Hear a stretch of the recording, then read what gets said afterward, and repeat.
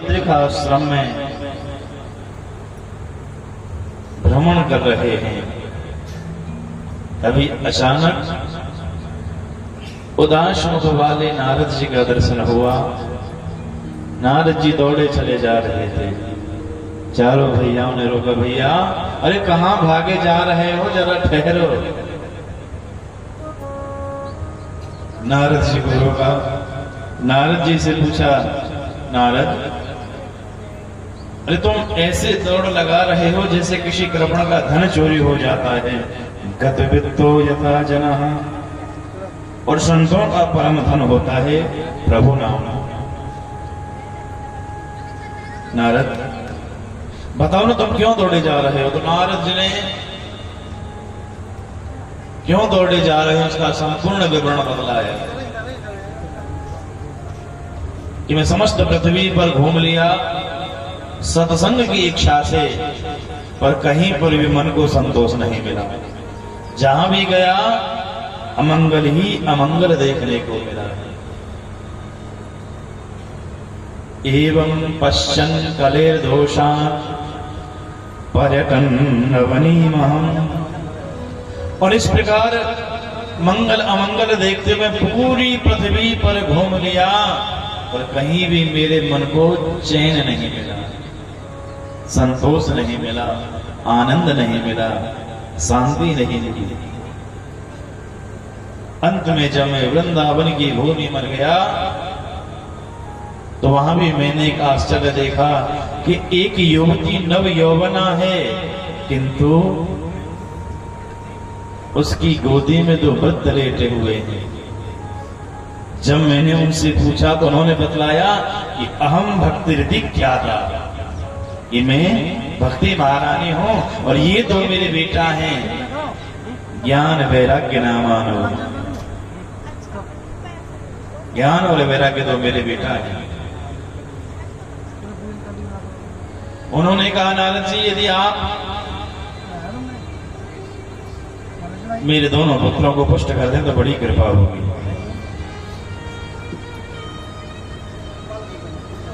मैंने उन्हें पुष्ट करने के लिए अनेक उपाय किए, वेद घोष किए, वेद मंत्रों का उच्चारण किया, गीता पाठ किए, गीता पाठेर मुहुर्मुहुः, लेकिन कोई लाभ नहीं हुआ। उनमें तनिक सी चेतना आई और पुनः मूर्छित हो गए, बेहोश हो गए।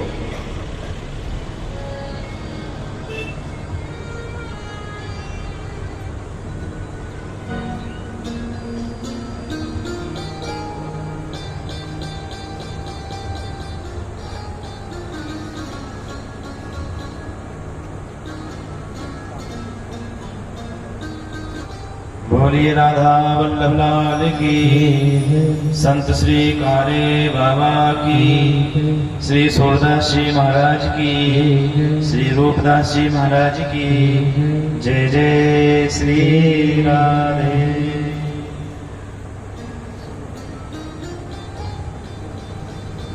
नारद जी ने जितना भी प्रयास किया सब जब विफल होने लगा तो नारद जी का मन उदास हो गया। तभी आकाशवाणी हुई। आकाशवाणी ने कहा, उद्यमान सफलस्तेयम्, नारद जी परिश्रम करते रहो, जरूर सफलता प्राप्त होगी। और इन ज्ञान और वैराग्य दोनों को पुष्ट करने का एक ही उपाय है कि इनके लिए सत्कर्म करो। और सत्कर्म क्या है? ज्ञान यज्ञ। चारों भाई सनकादिक जी कहने लगे कि सत्कर्म तुम जानते हो लेकिन फिर भी भूले पड़े हो नारद जी, कि जैसे गन्ने के प्रत्येक गांठ गांठ में मधुरता छिपी हुई है, मिठास है, उसी प्रकार समस्त शास्त्रों का सार है भागवत। नारद जी यदि ज्ञान वैराग्य और भक्ति यदि तीनों को पुष्ट करना है तो भागवत की कथा कराइए। महाराज सुंदर चयन हुआ कि भागवत की कथा कहां कराई जाए। सनकादिक जी बोले, देखो हमारा आपका वार्तालाप चल रहा है, बद्रिकाश्रम में, बद्री नारायण धाम में, और कथा के लिए उपयुक्त स्थान होगा हरिद्वार। कि गंगा द्वार समीपे तो तटमानंद नामकम, कि गंगा जी के तट पर एक आनंद नाम का घाट है। उस आनंद नाम के घाट पर भागवत कथा होनी है, ये निश्चित हो गया। लेकिन हरिद्वार में गंगा जी के तट पर ही क्यों, अन्यत्र क्यों नहीं? तो कल भी आपने श्रवण किया था, यदि भक्ति पानी है तो यमुना जी के तट पर भक्ति करो, और यदि ज्ञान प्राप्त करना है तो गंगा जी के तट पर आराधना करो, भक्ति। केवल अकेला दुर्योधन घायल अवस्था में खड़ा हुआ, उसकी दोनों जगह ज्ञान और वैराग्य को पुष्ट करना है, इसलिए गंगा जी का तट निश्चित किया गया।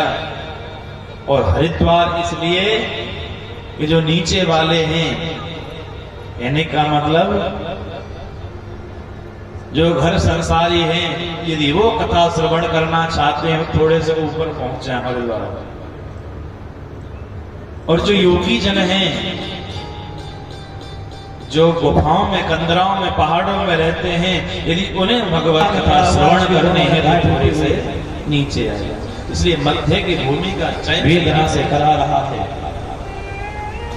उसी समय उसके पास में कृपाचार्य आते हैं, समाचार भिजवा दिया कि आनंद नाम के घाट पर भगवत कथा प्रारंभ होने वाली है। जब संतों को पता चला है तो समस्त संत अपने शिष्य परिकर के साथ में, अपने पुत्रों के साथ में आनंद घाट की ओर प्रस्थान करने लगे हैं।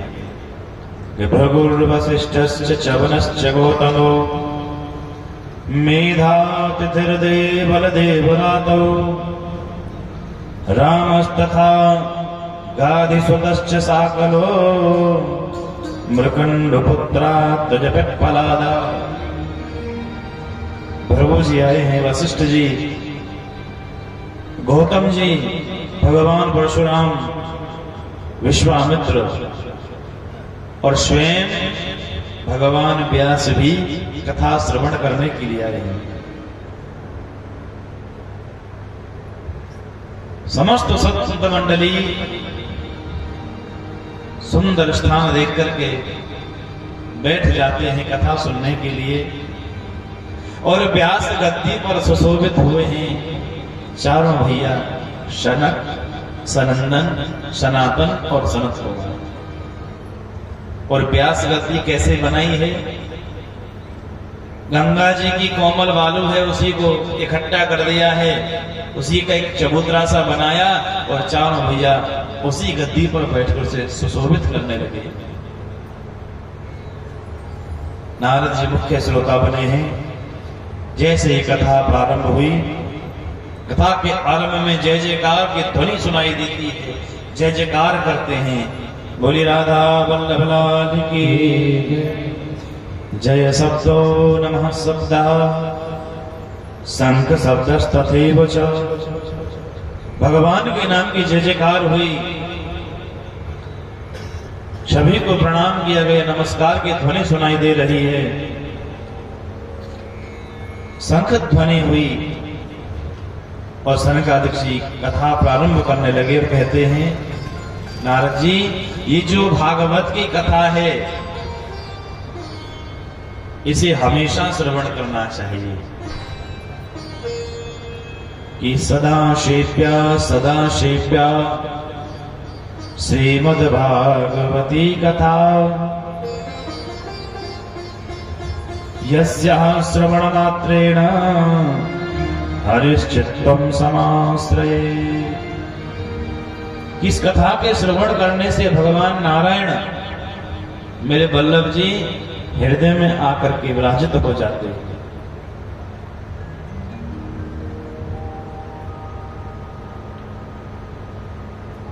सनकादिक जी कथा श्रवण करा रहे हैं और श्रवण कराते हुए नारद जी से सनकादिक जी ने कहा, नारद जी, इस भागवत को आप पोथी मत समझना, ये कोई पोथी नहीं है, कोई ग्रंथ नहीं है। ये क्या है? यतेनेयं वाङ्मयी मूर्ति प्रत्यक्षा वर्तते हरे। ये जो भागवत है ना, वो साक्षात वल्लभ जी का वाणी रूपी स्वरूप है, विग्रह है। इसलिए इससे जो मांगोगे सो मिलेगा। पुत्र की कामना करोगे पुत्र मिलेगा, धन की कामना करोगे धन की प्राप्ति होगी, यदि मुक्ति की कामना करोगे तो मुक्ति हो मिलेगी। ये साक्षात नारायण है, साक्षात राधा वल्लभ लाल की प्रतिमूर्ति है भागवत शास्त्र। सनकादिक जी कथा सुना रहे थे, तभी एक आश्चर्य हुआ। एक युवती अपने 2 पुत्रों को लेकर के कथा पंडाल में प्रकट हुई। विभक्ति सुतौ तौ तरुणहु गृहीत्वा प्रेमैक रूपा सहसा विरासी। और भगवान के नाम का संकीर्तन करते हुए आ रही है। श्री कृष्ण गोविंद हरे मुरारे, हे नाथ नारायण वासुदेव। श्री कृष्ण गोविंद हरे मुरारे, हे नाथ नारायण वासुदेव। श्री कृष्ण गोविंद हरे मुरारे, हे नाथ नारायण वासुदेव। हे नाथ नारायण वासुदेव। हे नाथ नारायण वासुदेव। हे नाथ नारायण वासुदेव। हे नाथ नारायण वासुदेव। श्री कृष्ण गोविंद हरे मुरारे, हे नाथ नारायण वासुदेव। हे नाथ नारायण वासुदेव। हे नाथ नारायण वासुदेव। कृष्ण गोविंद हरे मुरारे, हे नाथ नारायण वासुदेव। संतों के मध्य में तर्क वितर्क प्रारंभ हो गया। यदि मध्य में कोई अनजान व्यक्ति आ जाता है तो मन में शंका तो उठती है कि भाई कौन आया, कहां से आया, कैसे आया। मध्य जैसे ही मध्य में भक्ति महारानी प्रकट हुई, कथम प्रविष्टा कथवा गतेयम् मध्ये मुनीनां इति तर्कयन्तः। संतों में तर्क वितर्क होने लगा कि ये भाई कथा के मध्य में कौन लोग आए हैं, कौन प्रकट हुए हैं। भक्ति महारानी ने देखा कि कथा पंडाल में सबके लिए बहुत सुंदर स्थान सुनिश्चित किया गया है, सबके लिए उत्तम व्यवस्था बैठने की है,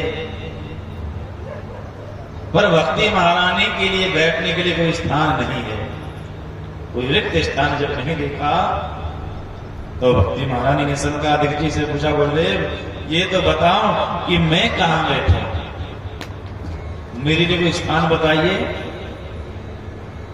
सनकादिक जी ने कहा, देवी आपके लिए बहुत सुंदर जगह है। कौन सी? कि निरंतरम वैष्णव मानसानी, कि जितने भी कथा सुनने के लिए वैष्णव जन आए हैं आप सबके हृदय में जाकर के बैठ जाओ। भक्ति महारानी बड़ी प्रसन्न हुई और भक्ति महारानी कब विराजित होती है, कब बैठती है? कि सकल भुवन मध्य निर्धनास्ते धन्या निवसति हृदयेषां श्री हरेर भक्ति रेखा प्रभुषति हृदय तेषां। स्वयं भगवान भी हरि रपि निज लोकम सर्व थातो विहाय प्रवसति हृदय तेषां भक्ति सूत्रोपनंदा। तीनों लोकों में वो व्यक्ति सबसे ज्यादा पुण्यवान है। कौन सा? कि जिसके मन में भगवान के प्रति भाव है और भक्ति है। भले वो गरीब हो, निर्धन हो, लेकिन वो सबसे बड़ा भाग्यशाली है। और भक्ति महारानी कब आती हैं? कि जब हमारा हृदय का कक्ष, हमारे हृदय का कमरा खाली पड़ा हो, तब भक्ति आती है। मान लीजिए आपको अपना घर किराए पर देना है, कब दोगे? जब मकान खाली होगा तब। लेकिन हमारे इस हृदय रूपी मकान में जितने भी कमरे हैं पहले से ही फुल हैं, कोई खाली जगह है ही नहीं।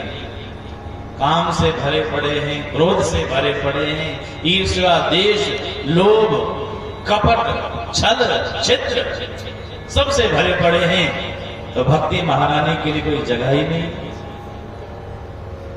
भक्ति आवे कैसे? और जब भक्ति महारानी कोई रिक्त स्थान देखती हैं, खाली कमरा देखती हैं, तो दौड़ी चली आती है। और जब भक्ति महारानी आ जाती है, फिर क्या होता है?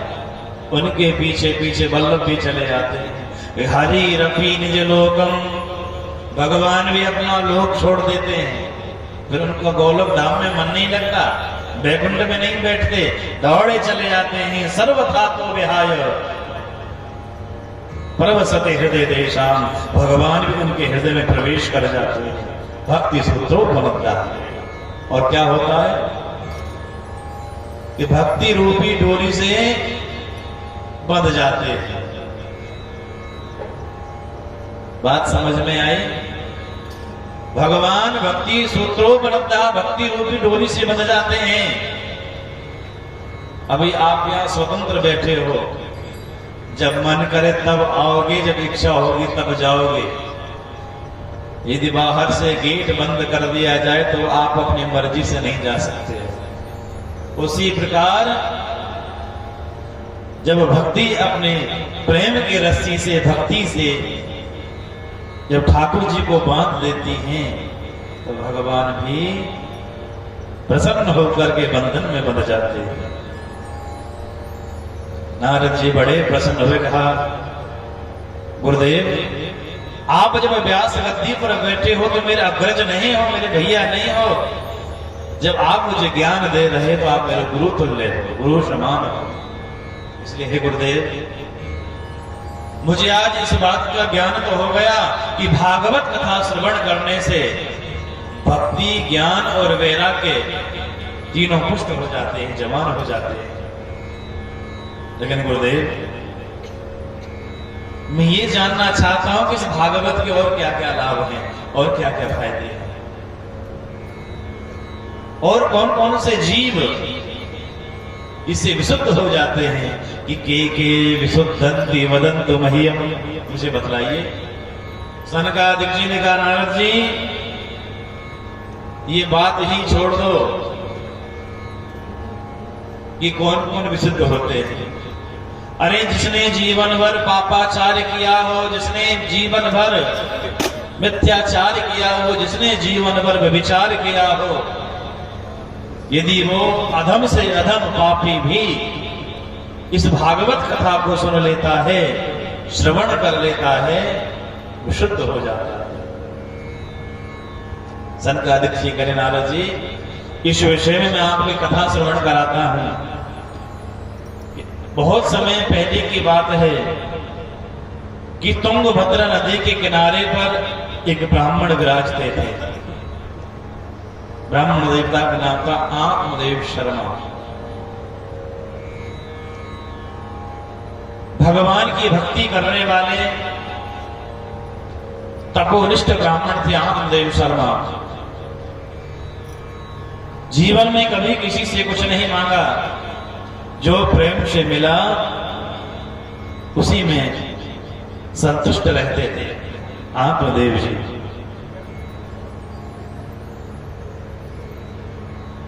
उनकी पत्नी थी, उनकी पत्नी का नाम था धुंधुली। जितने पंडित जी में गुण थे, उनकी पत्नी ठीक उनके विपरीत थी।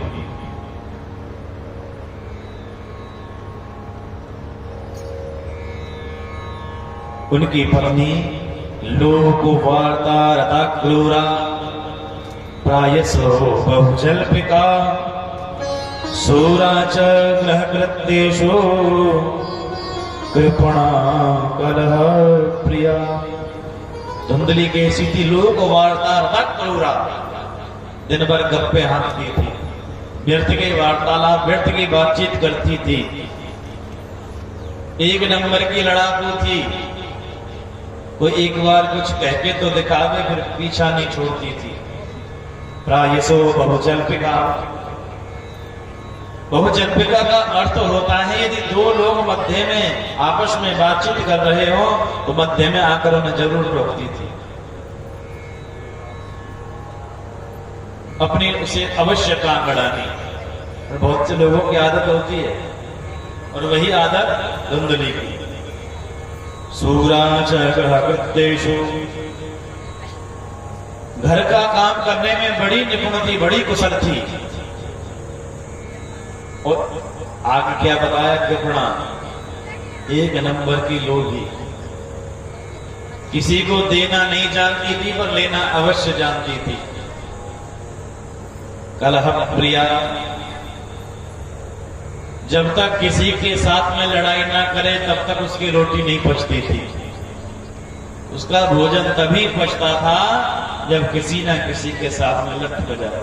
कलह प्रिया। लेकिन फिर भी आत्मदेव अपने गृहस्थी से संतुष्ट थे। जीवन में केवल एक ही दुख था कि उनके घर में कोई संतान नहीं थी। आत्मदेव ने अपने हाथों से एक वृक्ष लगाया, लेकिन कभी भी उस वृक्ष पर कोई फल फूल नहीं आया।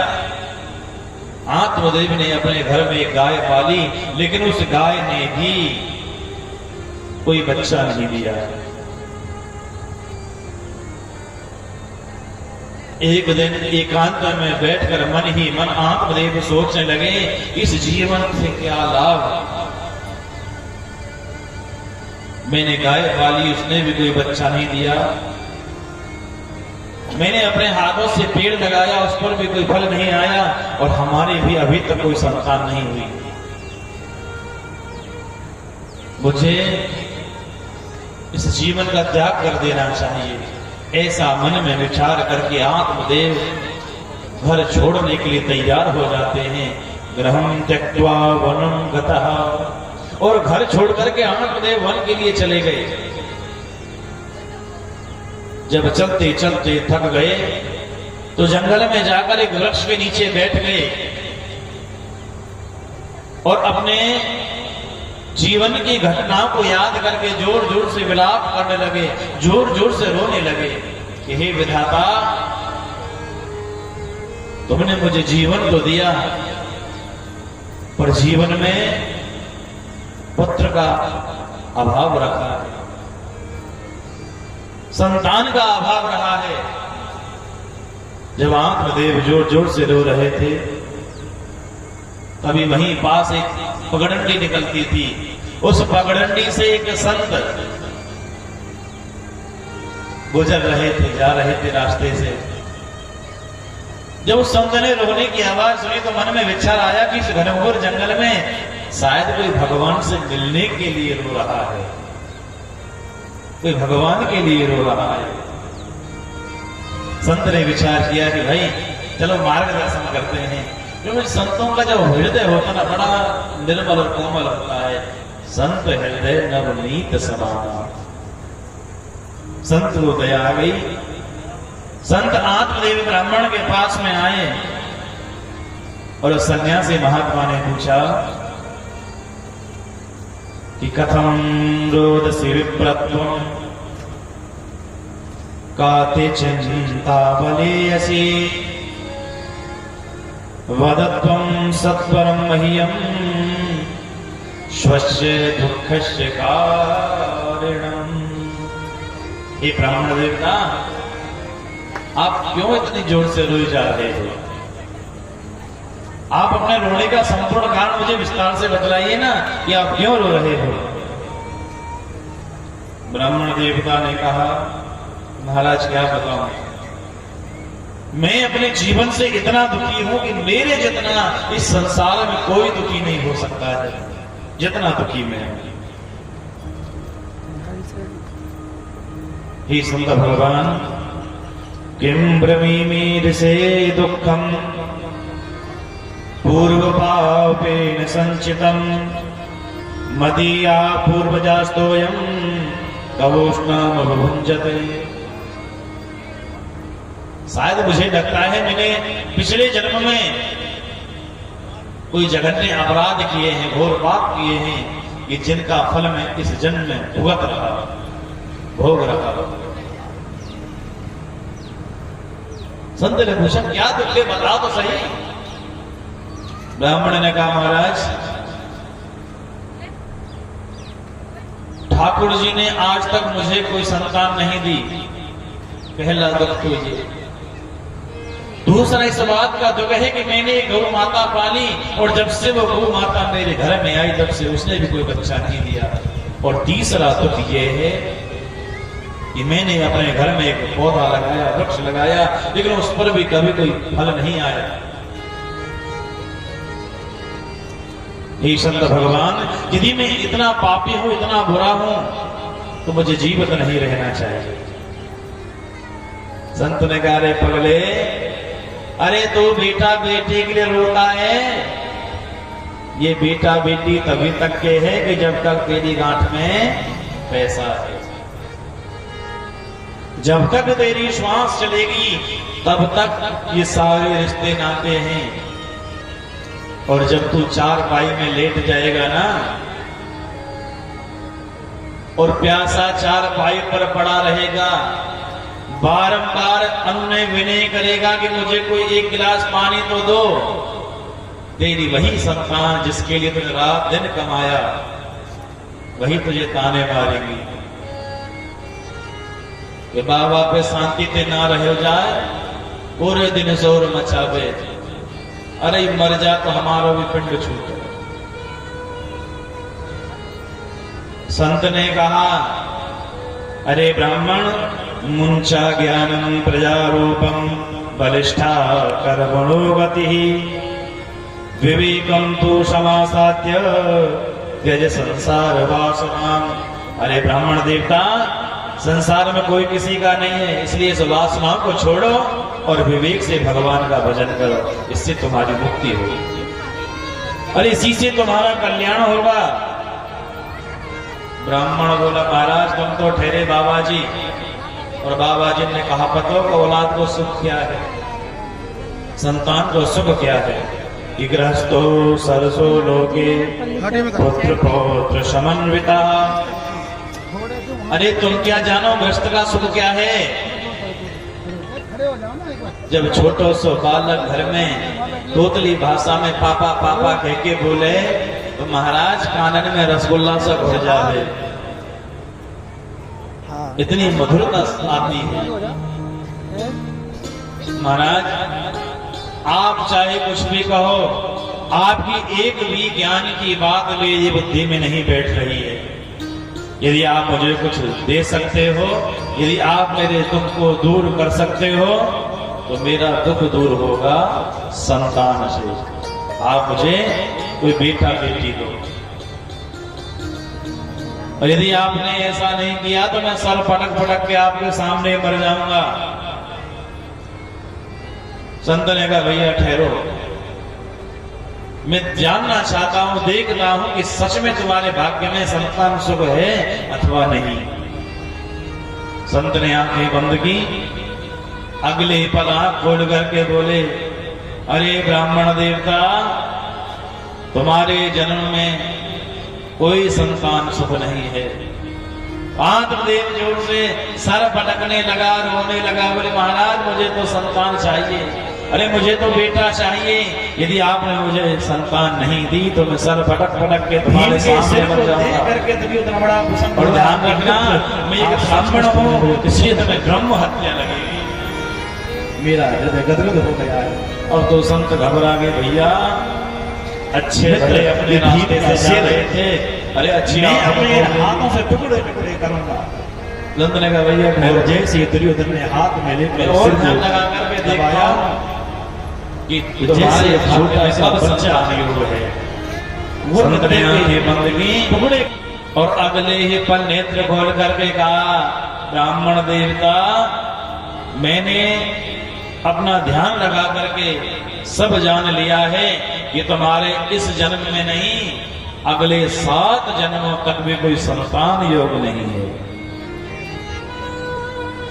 अब तो आत्मदेव और जोर से रोया, कहने लगा महाराज अब तक तो मैं अपने इसी जन्म से दुखी था, परंतु आपने मेरा दुख 7 गुना बढ़ा दिया है, अब तो मैं अवश्य करूंगा। जोर जोर से जब सर पटकने लगा तो ब्राह्मण देवता कोई ऐसा करते हुए देखकर संत भी विचलित हो गए, घबराने लगे। संत ने कहा ब्राह्मण देवता ठहरो, ये लो मैं तुम्हें एक फल देता हूं और ये फल ले जा करके अपनी पत्नी को खिला देना, और इस फल के प्रभाव से 3 पुत्रो निर्मला, ठाकुर जी की ऐसी कृपा होगी कि तुम्हारे घर में एक सुंदर सा बेटा होगा।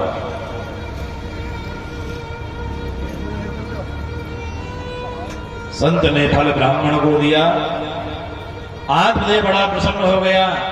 आत्मदेव प्रसन्न होकर संत को प्रणाम करके घर पर आया और संपूर्ण वृतांत अपनी पत्नी धुंधली को बतलाया और कहा कि देवी तुम ये फल खा लेना और इस फल के प्रभाव से,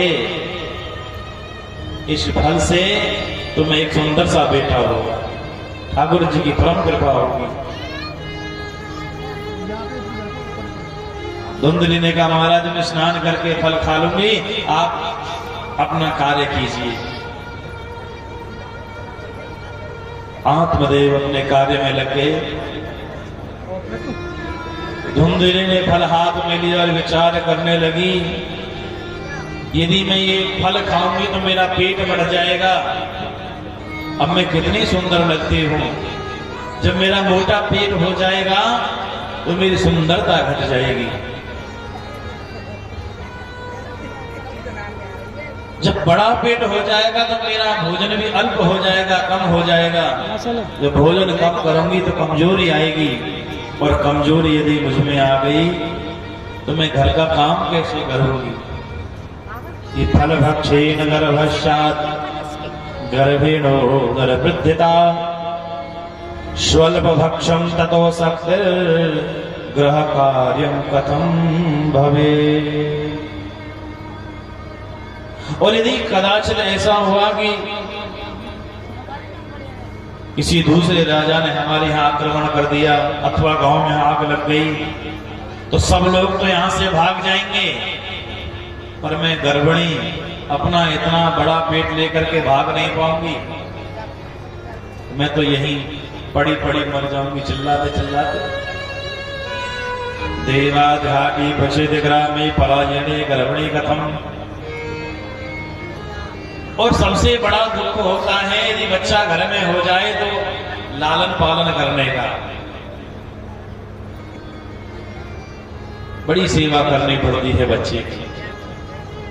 और कई बार मैंने तो ऐसा भी सुना है कि माता बच्चे को जन्म देते हुए मर जाती है प्रसव के समय पर। धुंधली सोचने लगी यदि मैं भी मर गई तो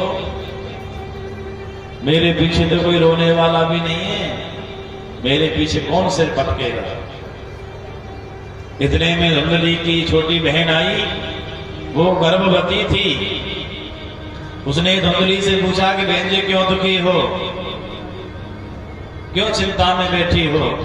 धुंधली ने सारी कथा बताई, बहन जी संत ने फल दिया है। धुंधली की बहन ने कहा चिंता क्यों करती हो बहन जी, यदि फल की ही परीक्षा करनी है तो ये फल अपनी गौ माता को खिलाओ। उसने भी तो आज तक कोई बच्चा नहीं दिया। और देखो इस समय में स्वयं गर्भवती हूं और तुम अपने पति से कहना कि तुमने फल खा लिया है, और जब ये बच्चा मुझे हो जाएगा ये अपना बच्चा मैं तुम्हें सौंप करके चली जाऊंगी। कुंदली ने सोचा ये विचार अच्छा है। एवं कुतर्क योगेन तत्फलम नैव भक्ष्यतम्। और इस प्रकार कुतर्क बुद्धि में कुंदली ने फल नहीं खाया। जब दूसरे दिन कुंदली से आत्मदेव ने पूछा कि देवी तुमने फल खाया या नहीं? कुंदली ने कह दिया महाराज मैंने तो सब नहा के खा लिया, आप चिंता मत करो। धीरे धीरे समय व्यतीत हुआ। कहीं आत्मदेव को शंका ना हो जाए इसलिए धुंधली ने पेट पर कपड़े लपेटने शुरू कर दिए जिससे पेट मोटा दिखाई दे कि हाँ ये सच में गर्भवती है। धीरे धीरे 9 महीने व्यतीत हो गए। जब 10वां महीना प्रारंभ हुआ और धुंधली की बहन ने जब एक पुत्र को जन्म दिया तो धुंधली की बहन अपना पुत्र धुंधली को सौंप करके चली गई। जब बच्चा उमा उमा करके रोया और आत्मदेव को जब पता चला कि घर में बेटा हुआ है तो बड़ा प्रसन्न हुआ है आज कि ठाकुर जी की बड़ी कृपा हुई, प्रभु की कृपा से मेरे घर में बेटा हुआ है। इतना प्रसन्न मन में हो गया। जाकर के धुंधली से पूछा कि देवी बेटा क्यों रो जा रहा है? उसने कहा महाराज क्या बताऊं, जब मैं गर्भवती थी तो भोजन कम करती थी इसलिए कमजोरी आ गई है और कमजोरी के कारण दूध नहीं उतर रहा है इसलिए बच्चा भूखा है, रो रहा है। महाराज यदि आप कहो तो मैं अपनी छोटी बहन को यहाँ बुला लूं क्योंकि उसने भी एक बच्चे को जन्म दिया जो मर चुका है। ये बच्चा मेरी बहन का दूध पिएगा और पुष्ट होता रहेगा। देवी कोई बात नहीं, बुला लीजिए। धुंधली ने अपनी बहन को बुला लिया। जब धीरे धीरे बच्चा थोड़ा सा बड़ा हुआ तो एक दिन आत्मदेव ने कहा देवी मैं अपने बेटे का कोई अच्छा सा नामकरण करूंगा। धुंधली बोली बस महाराज ठहरो, देखो आप भला मानो या बुरा मानो, मैंने 9 महीने गर्भ में रख के कष्ट उठाए हैं इसलिए इस बच्चे का नामकरण तो मैं ही करूंगी। आत्मदेव ने कहा देवी जैसे तुम्हें अच्छा लगे वही करो। धुंधली बोली देखो मेरा नाम धुंधली इसलिए मेरे बेटे का नाम होगा धुंधकारी। महाराज धुंधकारी इसका नाम है। कोई बात नहीं देवी जैसे तुम्हें ठीक लगे। धीरे धीरे समय व्यतीत हुआ और जिस गाय को धुंधली ने फल खिलाया था उस गाय ने भी एक बच्चे को जन्म दिया। उस बच्चे का सर्वांग शरीर तो मनुष्य के जैसा है लेकिन उसके दोनों कान गाय के जैसे हैं, इसलिए उसका नाम रखा गया गोकर्ण। बोली गोकर्ण जी महाराज की जय, राधा वल्लभ लाल की जय। कियत कालेन तौ जातौ तरुणो तनया बभो गोकर्णः पंडितो ज्ञानी धुंधकारी दिमाकलः। जैसे जैसे दोनों गोकर्ण और धुंधकारी बड़े हुए तो जो गोकर्ण था वो बहुत बड़ा ज्ञानी पंडित हुआ, विद्वान हुआ, और जो धुंधकारी था वो 1 नंबर का दुष्ट हुआ। अब तो रोज उसकी शिकायतें घर पर आने लगी। कभी किसी से लड़ाई झगड़ा करता, कभी कहीं डकैती डालता, चोरी डालता। अब रोज रोज की शिकायतों से इतने परेशान हो गए आत्मदेव कि एकांत में बैठकर आज फिर से मन में मरने का विचार आया, घर छोड़ने का विचार आया। ध्यान देना, आत्मदेव के मन में ये विचार 2 बार आया। एक बार तो जब कोई संतान नहीं थी, इसलिए मरने का, घर छोड़ने का मन में विचार आया। और आज इसलिए मन में विचार आया है घर छोड़ने का, मरने का, कि घर में संतान है, बेटा है। जब बेटा नहीं था तो भी दुखी थे, और आज बेटा है इसलिए दुखी हैं आत्मदेव। आत्मदेव मन में विचार करने लगे कि संसार में कोई सुखी नहीं है, कि न चंद्रस्य सुखम किंचिन न सुखम चक्रवर्तिनः सुखमस्ति विरक्तस्य मुने एकांत जीविना। कि ना इंद्र को सुख है, ना चक्रवर्ती सम्राट को, और सुख है तो किसे? जो विरक्त होकर एकांत में भगवान का भजन करते हैं वही सुखी है संसार में, अन्यथा सब दुखी। कोई तन दुखी, कोई मन दुखी, कोई धन बिन रहते उदास, थोड़े थोड़े सब दुखी, सुखी प्रभु के दास। जो भगवान की भक्ति करते वही सुखी है, अन्यथा सब दुखी है। अंत तो आज मन में विचार कर लेते हैं आत्मदेव कि मुझे घर छोड़ देना चाहिए। और जैसे ही घर छोड़ने के लिए तैयार हुए, इतने में गोकर्ण जी महाराज आए। गोकर्ण ने जब पिताजी को उदास देखा तो मन में विचार किया कि आज इन्हें समझाने का अच्छा अवसर है, और इससे अच्छा अवसर अब कभी नहीं मिलेगा। आत्मदेव कहने लगे, पिताजी घर छोड़ना चाहते हो? बोले हाँ बेटा, मुझे घर छोड़ना है। और आज जो मेरे मन में विचार आ रहा है ना, मुझे वर्षों पहले कर देना चाहिए था यही काम। गोकर्ण जी हंसने लगे, कहने लगे, पिताजी तो सुनिए, आपको तो शरीर से मोह था ना, कि देहे मांसुरुधिरे अभिमतिं त्यजत्वं जाया सुतादिषु सदा ममता विमुञ्च पश्चानिशं जगदिदं क्षणभङ्गुनिष्ठं वैराग्यरागरसिको भवभक्तिनिष्ठः। पिताजी, ये जो शरीर है ना, जिससे आप प्रेम करते हो, ये अस्थि, मांस और रुधिर का बना हुआ है। किससे बना है? हड्डियों से, रक्त से और मांस से बना है।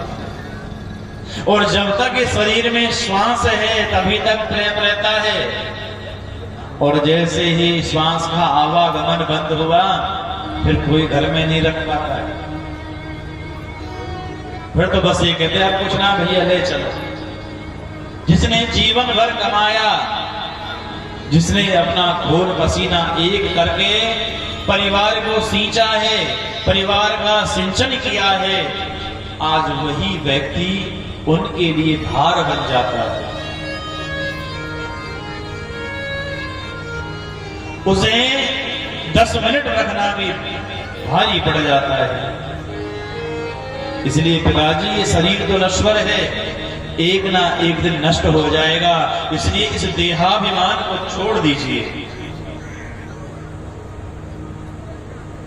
जाया सुतादिषु सदा, ना कोई बेटी साथ निभाती है, ना कोई पुत्र साथ निभाता है, और ना पत्नी साथ निभाती। इसलिए सबकी ममता का त्याग करो। यदि संतान से थोड़ा बहुत प्रेम करती है तो वो करती है उसकी मां। घर में भले 5 संतानें हों, और यदि कदाचित एक पुत्र गुजर भी जाता है चाहे कितना भी समय निकल जाए, यदि घर में कोई भी शुभ काम होगा, कोई प्रसंग होगा, माँ तभी अपने उस 5वें औलाद को याद करती है कि यदि आज मेरा वो बड़ा बेटा भी होता घर में तो कितना आनंद आता। यदि संतान के लिए रोती है तो उसकी मां रोती है, और जो पत्नी रोती है ना जी, पत्नी केवल 12-13 दिन याद करती है, उसके बाद सब भूल जाते हैं। इसलिए कहते हैं एक तेरी रोवे मैया, जैसे बछड़े बिन गैया, जिसे तो अपना समझे तेरी वो सुंदर नारी। कछुक दिन आंसू गिरे भूल फिर तेरी यारी। कछुक दिन आंसू गिरे भूल फिर तेरी नारी। एक तेरी रोवे मैया, जैसे बछड़े बिन गैया, खड़े सब देखें तमाशो, जलावे तेरो ही भैया। खड़े सब देखे तमाशो, जलावे तेरो भैया। जलाने वाले भी कोई बाहर से नहीं आते, जलाने वाले भी अपने घर के होते। पिताजी, इसलिए समस्त ममता का त्याग कर दीजिए, समस्त मोह का त्याग करो, क्योंकि यह संसार ही दुखालय है। ये संसार दुखों से भरा पड़ा है, दुखालयम शाश्वतम, लेकिन फिर भी हम इसमें सुख ढूंढते हैं कि सुख कहां मिलेगा, और सब दुखी हैं। किसी से पूछ लो, कोई ये नहीं कहेगा कि मैं चैन से जिंदगी जी रहा। सबको कोई ना कोई दुख लगा। यदि शरीर भी ठीक है, धन भी है, कोई मन से दुखी है, वो ये सोचता बाबा रूपदास को दोनों कहा लीला में लगे हो रहे, उसी से दुखी है। हाँ, बोलिए राधा वल्लभ लाल। वही तो सुखी हैं जो भगवान के चरणों से जुड़े हैं, वही सुखी हैं। जो भगवान की भक्ति करते हैं वही सुखी, नहीं तो सब दुखी है संसार में। दुखालयम शाश्वतम, संसार का नाम ही दुखालय है। ये दुखों से भरा पड़ा है और हम इसमें सुख ढूंढ रहे हैं। ये जी आपको भूख लगी है और भूख मिटानी है तो आप भोजनालय जाइए, वहीं से भोजन मिलेगा। यदि आपको ज्ञान प्राप्त करना है, पुस्तक आपको चाहिए तो पुस्तक पुस्तकालय से मिलेगी। यदि आपके शरीर में कोई व्याधि है, कोई रोग लगा है, आपको औषधि चाहिए, दवाई चाहिए, तो दवाई औषधालय से मिलेगी। जैसे औषधालय में औषधि मिलती है, पुस्तकालय में पुस्तक रहती हैं, और जैसे भोजनालय में भोजन रहता है, उसी प्रकार से इस दुखालय में दुख ही दुख है, इसमें सुख है ही नहीं। गीता जी में भगवान ने लिखा दुखालयम शाश्वतम, लेकिन फिर भी हम सुख ढूंढ रहे हैं।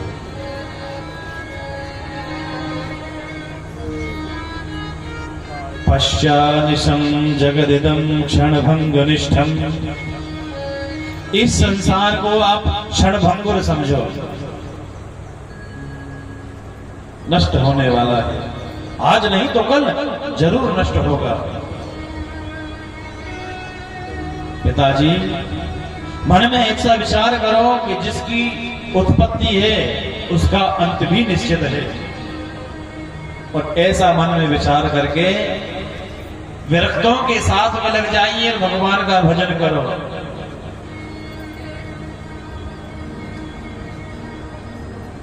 दूसरे श्लोक में धर्म के विषय में बताते हैं, गोकर्ण कहते हैं पिताजी, धर्मं भजस्व सततम त्यज लोक धर्मान सेवस्व साधु पुरुषान् जहि काम तृष्णाम् अन्यस्य दोष गुण चिंतनम सुमुक्त्वा सेवा कथा रसमहो नितरां पिबन्तु।